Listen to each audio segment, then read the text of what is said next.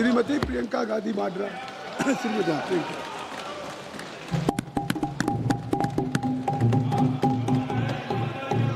धन्यवाद अध्यक्ष महोदय जी, आपने मुझे इस विषय पर बोलने का मौका दिया।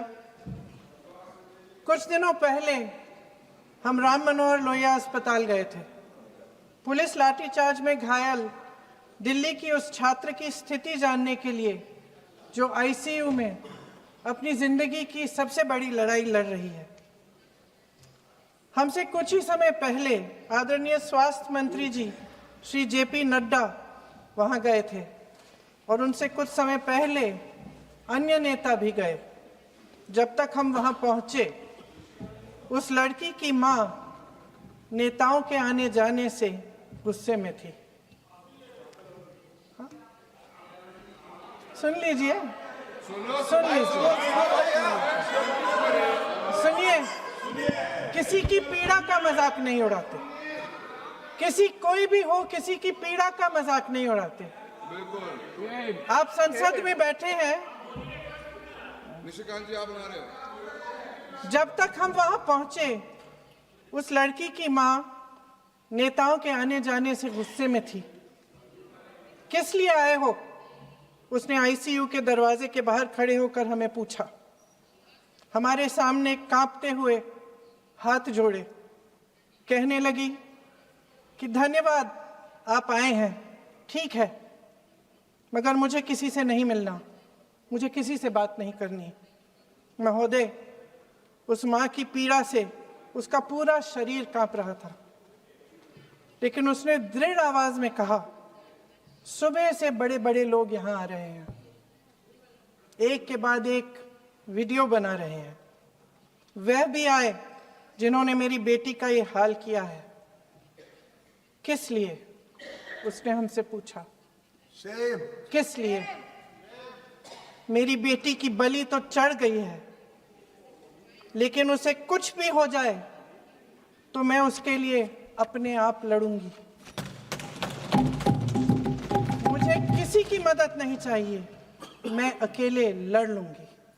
महोदय, शायद मुझे यहाँ खड़े होकर सबके सामने ये बात नहीं कहनी चाहिए, मगर उस माँ की गुहार ने मुझे शर्मिंदा किया। उसके दिल के टूटने की वो आवाज़ जो अस्पताल की दीवारों से में गूंज रही थी, मेरे मन में अभी भी गूंज रही है। इसलिए उस माँ की इजाज़त लिए बिना मैं आपके द्वारा आदरणीय प्रधानमंत्री महोदय जी और आदरणीय गृह मंत्री महोदय जी से पूछना चाहती हूँ कि क्या ज़रूरत थी एक मासूम बच्ची पर इस तरह दमन करने की?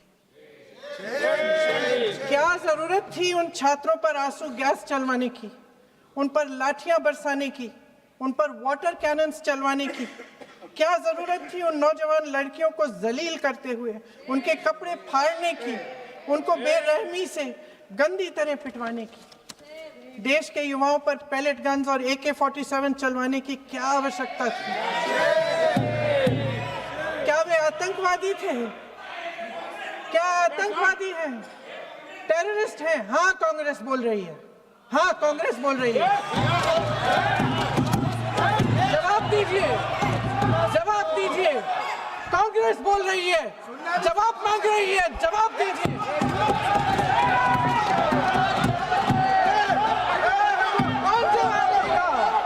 कौन जवाब देगा?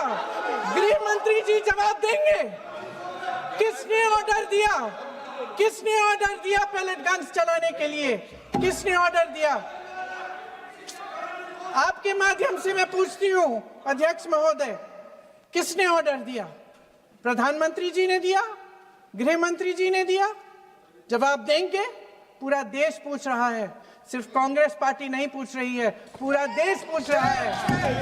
अध्यक्ष महोदय, देश के माता पिता पूछ रहे हैं, छात्र पूछ रहे हैं, अध्यापक पूछ रहे हैं, पूरा देश आज ये पूछ रहा है। और आपकी जिम्मेदारी बनती है कि आप इस सवाल का जवाब दें। क्यों डरते हैं आप इस देश के नौजवानों से? क्यों डरते हैं आप इस देश की बुलंद आवाज से? और उस आवाज को दबाने का हक आपको किसने दिया है? महोदय, ये सदन यहाँ बैठे हुए सांसदों की जागीर नहीं है, ये इस देश की अमानत है। यहाँ बैठे हम सब इस देश की जनता, इस देश के युवाओं, बुजुर्गों, गरीबों, अमीरों और सब धर्मों, सब वर्गों के देशवासियों के सेवक हैं। हम उनके प्रतिनिधि हैं और ये सत्ता हमें उन्होंने ही दी है। इस देश का संविधान हमारी सर आंखों पे, इस देश का लोकतंत्र सर्वोपरि है, इसे ध्वस्त करना पाप है। यह करोड़ों जनता हमसे सिर्फ एक चीज मांगती है, जवाबदेही। इंग्लिश में इसे अकाउंटेबिलिटी कहते हैं। हमें सत्ता देकर, हमें यहाँ तक लाकर सिर्फ उसकी ये गुहार है कि जो हम करें उसकी भलाई के लिए करें, और अगर उनके साथ अन्याय हो तो हम उनके प्रति जवाबदेह बने और उन्हें न्याय दिलवाएं। पिछले दिनों हजारों बच्चे सड़क पर उतरे, उन्होंने अपनी पीड़ा व्यक्त की। गांधी जी के दिखाए हुए रास्ते पर अहिंसा और सत्य को अपने दिलों में रखते हुए, गाते, मुस्कुराते हुए शांतिपूर्वक प्रदर्शन किया। लोकतंत्र के सबसे पवित्र सिद्धांत के तहत उन्होंने अपनी आवाज उठाने का अधिकार कायम किया। ये उस भारत के बच्चे हैं जो गांव में रहते हैं, जो महानगरों में रहते हैं, जो छोटे कस्बों में, छोटे शहरों में रहते हैं, जहां माँ अपने गहने बेच देती है, पिता अपनी जमीन गिरवी रख देता है, एक परिवार अपनी पूरी जिंदगी की कमाई बच्चे के सपने पर खर्च देता है। और अब उन्हीं बच्चों को लगने लगा है कि आज इस देश में मेहनत से ज्यादा बेईमानी मायने रखती है, मेरिट से ज्यादा पैसा मायने रखता है। तब सिर्फ एक छात्र नहीं हारता, उम्मीद हारती है। इन परेशान बच्चों ने अपनी उम्मीदें आपसे साझा की। उनकी मांगे क्या थी? कि पेपर लीक करके उनके साथ जो बार बार अन्याय किया जा रहा है उस पर कार्रवाई की जाए, कि जो सिस्टम उनके भविष्य को कुचल रहा है उसे सुधारा जाए, कि जो माफिया उन्हें घेरे हुए है उसे हटाया जाए, कि जिस मंत्री के कार्यकाल में यह सब हुआ वह इस्तीफा दे, कि उन पर बर्बरता करने वालों पर कार्रवाई की जाए और उसके लिए माफी मांगी जाए। बस यही उनकी मांग थी ना, कि जो शिक्षा और स्वतंत्र अभिव्यक्ति का अधिकार उन्हें संविधान ने दिया है उसे कायम रखा जाए। महोदय, हमारे एजुकेशन सिस्टम में कुछ समय से बहुत खामियां भर चुकी हैं। बच्चों पे जो प्रेशर डाला जाता है उसकी वजह से सैकड़ों बच्चों ने आत्महत्या कर डाली है। उससे भी ज्यादा बच्चे डिप्रेशन में डूब रहे हैं। परिवारों पर बच्चों को पढ़ाने लिखाने के लिए घूस, capitation fees, tuition fees, coaching fees आदि के घिनौने दबाव हैं। लोन लेने पड़ते हैं, सामान बेचना पड़ता है और उसके बावजूद कोई गारंटी नहीं कि उनके बच्चों के भविष्य मजबूत बन पाएंगे, क्योंकि बेरोजगारी चरम पे है। इस सरकार ने रोजगार पैदा करने वाले सभी सेक्टर्स को लगातार कमजोर किया। एग्जामिनेशन सिस्टम खुद फेल हो गया है। पिछले दशक में 152 पेपर लीक हुए, 750 करोड़ छात्र प्रभावित हुए, मगर एक भी दोषी, एक भी माफिया को सजा नहीं।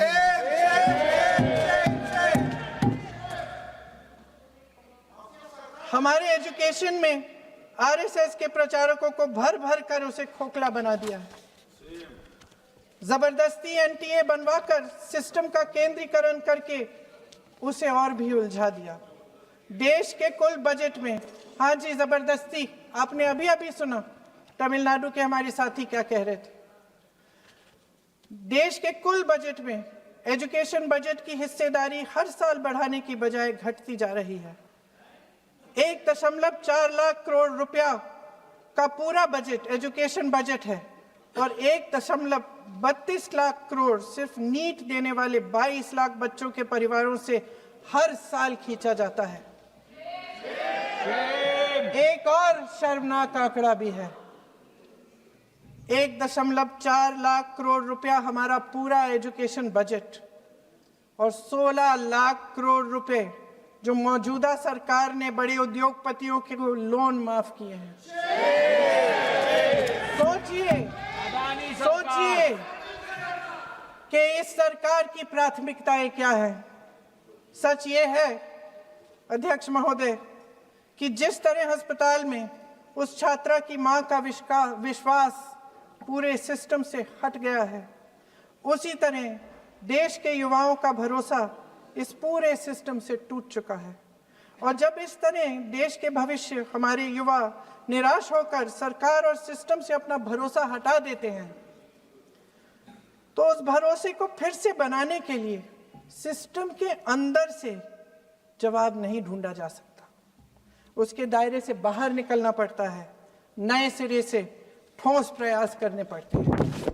अफसोस की बात यह है अध्यक्ष महोदय कि इतना हो जाने के बाद भी आदरणीय प्रधानमंत्री महोदय जी और उनके साथी इस सच्चाई को समझ नहीं पा रहे हैं।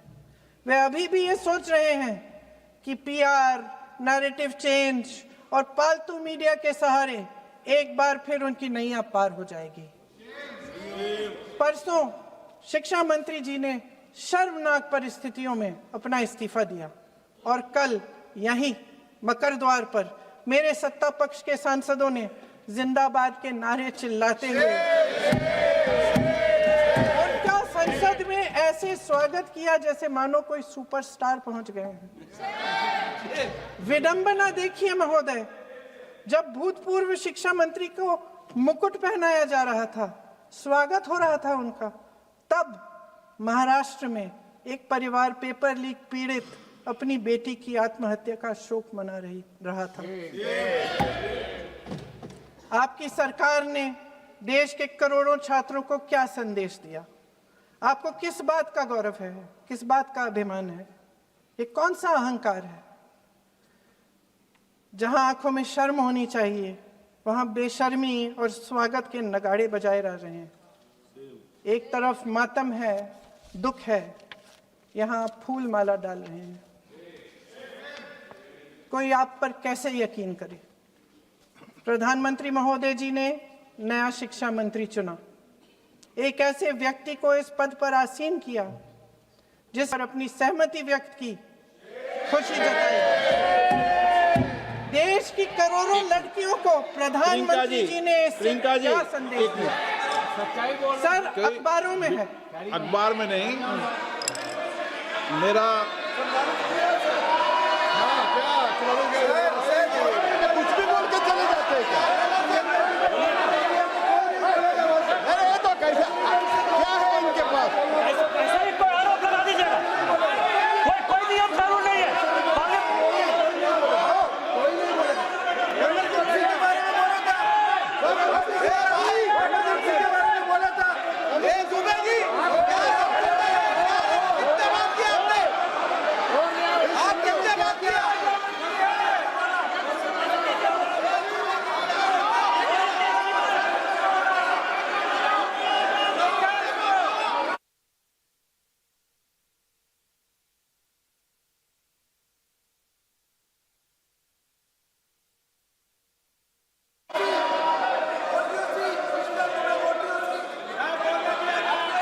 अध्यक्ष महोदय जी, जो श्रीमती प्रियंका वाड्रा गांधी जी बोल रही थी, तो बीच में उनके वहाँ से भी टोका टोकी पहले भी हुए, हमारे यहाँ से भी हुए थे।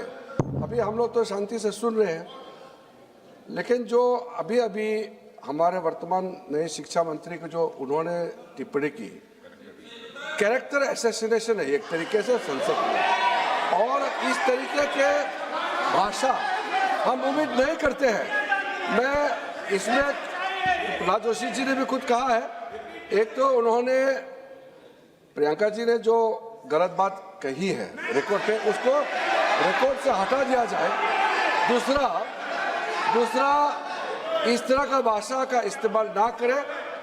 आपने डिबेट से पहले आपने अपील किया कि संसद में डिबेट का स्तर को नहीं गिराने चाहिए। उनके पार्टी के वो सीनियर लीडर है, वो पहली बार चुन के आए हैं, मगर उनके पार्टी में सीनियर है। जिम्मेदारी के साथ बोलना चाहिए। अगर पूरा ऑथेंटिकेट नहीं कर सकते हैं तो मैं ये मानता हूं कि उनको क्षमा मांगना चाहिए सदन से।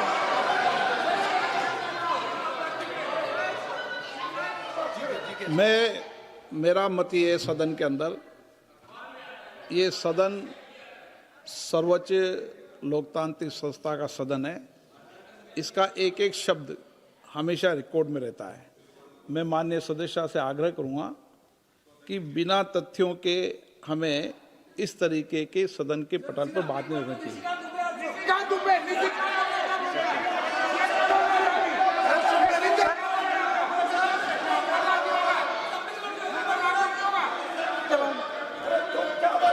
ये तो डिलीट कर दिया, लेकिन आगे भी वो भी डिलीट करो सर। ये तो किसी का बोलता वो भी ये सीधे का बोल रहा था, डाटा का कर रहा था। सर जो प्रहलाद जोशी जी ने बिल्किस बानो के बलात्कारियों की रिहाई पर जो बयान दिए, उसका प्रमाण मैं आपको दे दूंगी, मैं भेज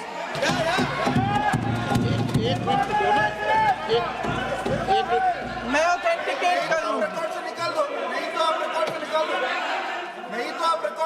स्पीकर का डायरेक्शन 115, उनको पहले ऑथेंटिकेट करने कहिए सर। ऑथेंटिकेट करेंगे उसके बाद वो आगे बढ़ेंगे, ऐसे नहीं होगा। पहले ऑथेंटिकेट करने दो सर।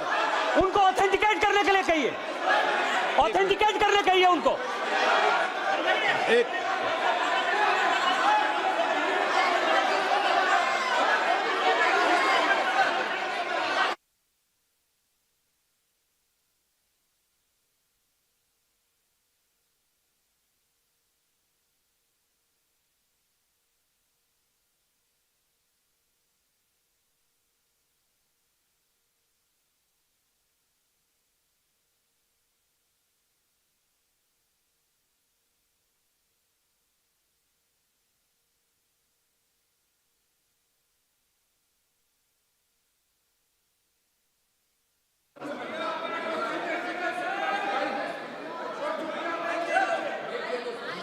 आप उनको बोलने दो, आप मत करो डिस्टर्ब। मैं एक विषय बता दूं, एक मिनट बताऊं। नियम 353 के अंदर फिर मैं एक बार स्पष्ट कर दूं, किसी भी सदस्य द्वारा किसी भी व्यक्ति के विरुद्ध मानहानि या अभियोगात्मक प्रकृति का कोई आरोप नहीं लगाया जाएगा जब तक कि सदस्य ने अध्यक्ष और संबंधित मंत्री को पर्याप्त अग्रिम सूचना नहीं दे दी हो। यह व्यवस्था है।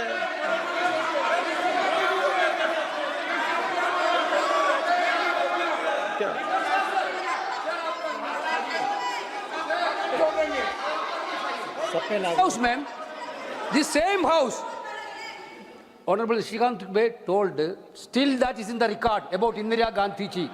Still that in the record. Still that in the record. Sir, you are not removed, sir. बोलो, आप भी बोल लो। सर, केसी वेणुगोपाल जी ने जो नाम लिया है और मैं नेहरू जी के बारे में जो बात कहा है मैंने सर, मैं उस पर कायम हूं और मैं किताब जो है ऑथेंटिकेट करने के लिए तैयार हूं। मैं फिर दोबारा रिपीट कर रहा हूं, आई एम अगेन रिपीटिंग, यही फैक्ट है और वो किताब में ऑथेंटिकेट करके दे रहा हूं। I am authenticating that book.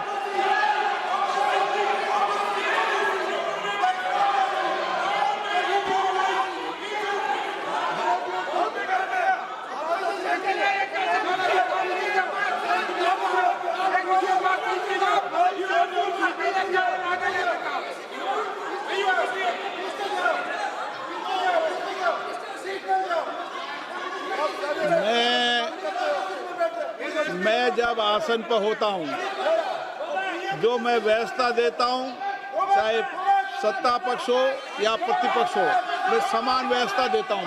मैं जब आसन पर होता हूं,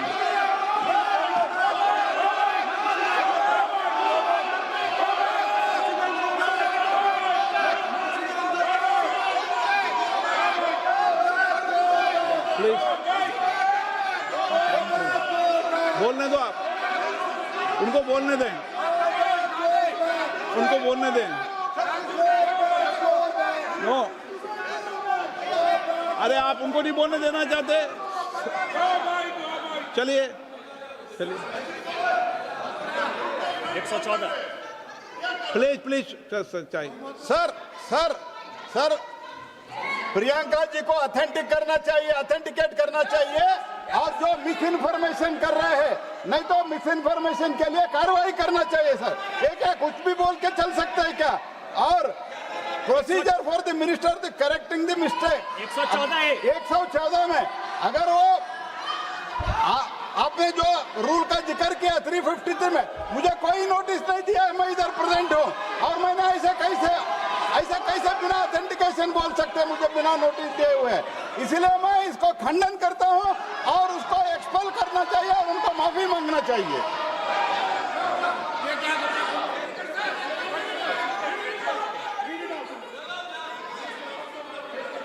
नहीं, ये चैप्टर आगे नहीं बढ़ेगा सर। बिल पे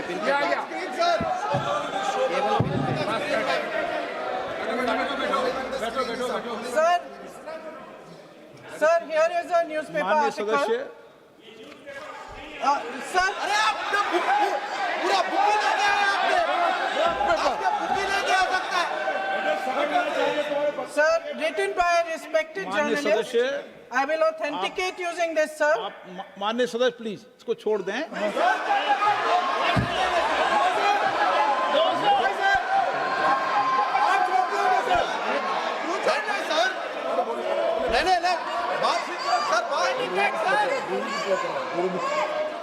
सर आकाश जोशी जी अपने बयान का इस खंडन कर विधेयक रहे पर ही हैं क्या? चर्चा होगी। आप इस बयान का खंडन कर रहे हैं क्या नहीं, जोशी जी माननीय से पूछेगा। सदस्य, मैं आपसे फिर आग्रह कर रहा हूं, इस सदन में इस विधेयक पर ही चर्चा होगी। फिर भी नो, ये विधेयक का विषय नहीं है। आप नो, आप बोलो तो विधेयक पर बोलो, ये मेरी अपेक्षा आपसे। प्लीज सर, कभी- छोड़िए, ये रख दो। इस विषय को छोड़िए।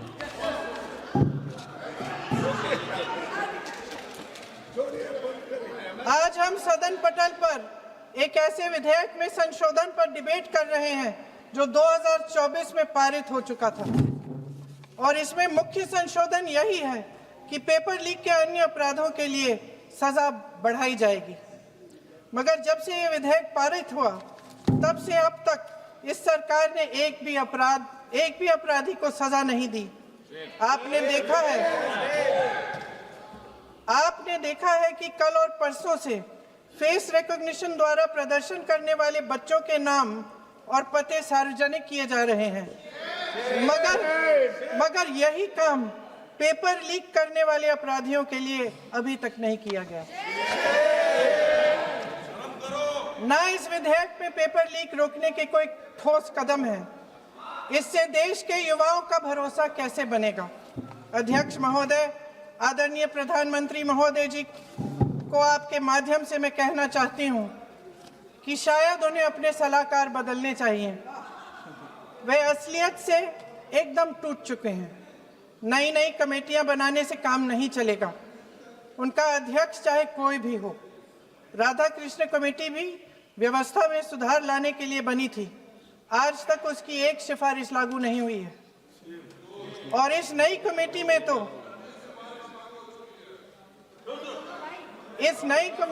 तो एक एक्स-आईबी चीफ, फिर चिल्लाएंगे, एक एक्स-आईबी चीफ, एक आईटी कंपनी के मालिक और एक गौमूत्र के विशेषज्ञ भी हैं।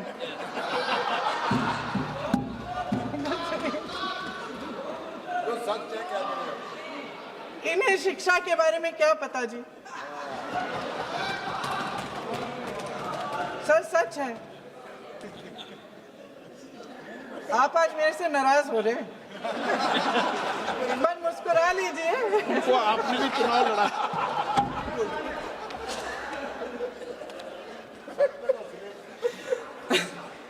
सर फास्ट ट्रैक कोर्ट्स का रिकॉर्ड पहले से ही बहुत खराब है। वैसे भी कल की सुनवाई में सीबीआई का वकील पेश ही नहीं हुआ। संसद में विपक्ष को दोषी ठहराने से, खोखले राजनीतिक खेल खेलने से काम नहीं चलेगा। आप जेन जी का भरोसा वापस जीतना चाहते हैं तो नए एंगल से अपने फोन से नए वीडियो बनाने से नहीं होगा।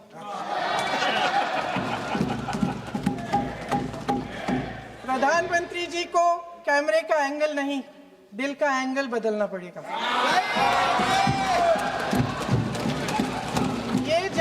अत्यंत जागरूक है, समझता है, झूठ पहचानने की उसकी अपार क्षमता है।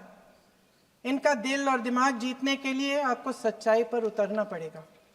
आपके शासन के चलते इस नौजवान पीढ़ी के साथ घोर अन्याय हुआ है, बर्बरता हुई है। इस सच्चाई को स्वीकार करिए। अपनी जिम्मेदारी से पीछे हटने से काम नहीं चलेगा। आदरणीय प्रधानमंत्री महोदय जी, आपको जिम्मेदारी लेनी पड़ेगी, ठोस कदम उठाने पड़ेंगे। शिक्षा विशेषज्ञों को इकट्ठा कीजिए, छात्रों, अध्यापकों, सभी स्टेक होल्डर्स को साथ लेकर, अन्य विचारधाराओं के थॉट लीडर्स के साथ गहरी चर्चाएं करवाकर एक नई शिक्षा प्रणाली तैयार कीजिए। मौजूदा नेशनल एजुकेशन पॉलिसी में 8 महीने तो एग्जाम चलते हैं, अध्यापकों को पढ़ाने का समय नहीं मिलता। सिर्फ आरएसएस के लोगों से भरने की बजाय सिस्टम को शिक्षित, एजुकेटेड, उन्नत और उदार दृष्टिकोण के लोगों से भी भरिए, जिनकी योग्यता सिर्फ उनकी विचारधारा न हो। रोजगार पैदा करने के सख्त कदम उठाइए, इस पर फोकस करिए। मेडिकल कॉलेजेस की संख्या बढ़ाइए, चिकित्सा शिक्षा का विस्तार कीजिए, ताकि ये बच्चे जो मेहनत कर कर के भी अपने भविष्य नहीं बना पा रहे हैं, एक उज्जवल भविष्य का सपना देख पाए। अध्यक्ष महोदय, छात्रों को सड़क से हटाया जा सकता है, लेकिन उनके सवालों को नहीं। हर लाठी जो किसी लड़की पर, किसी लड़के पर चली है, वे बच्चों की पीठ से ज्यादा सरकार की साख पर पड़ी है। देश के नौजवान न्याय मांग रहे हैं, भीख नहीं। वे यहाँ सरकार गिराने नहीं, अपना भरोसा बचाने के लिए आए थे। अध्यक्ष महोदय, आपके माध्यम से मैं सरकार को कहना चाहती हूँ, अपनी साख बचाइए, अपनी नीयत ठीक करिए, अपनी अकड़ का इलाज कीजिए, अपने वादों पर अमल कीजिए। आपके शासन में हमने बड़ी बड़ी चोरियां देखी हैं। चुनाव में वोटों की चोरी, राम मंदिर में चंदा की चोरी, आपके उद्योगपति मित्रों द्वारा देश की संपत्ति की चोरी, किसानों की जमीन की चोरी, लेकिन सबसे बड़ी चोरी, हाँ ठीक है, सबसे बड़ी चोरी तब हुई। कहिए, बोलिए।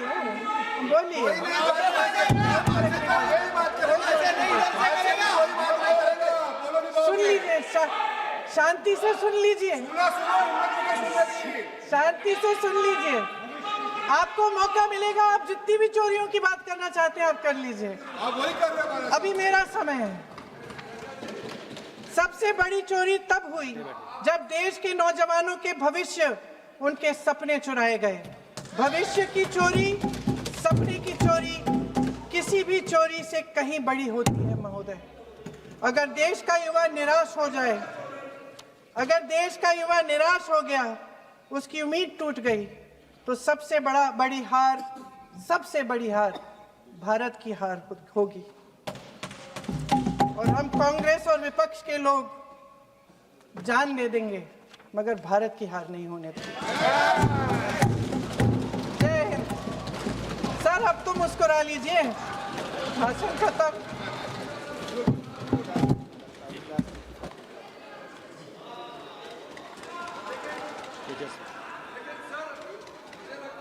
जी ने राहुल गांधी जी का स्पीच का चोरी कर लिया है, वो पूरा ड्रामा।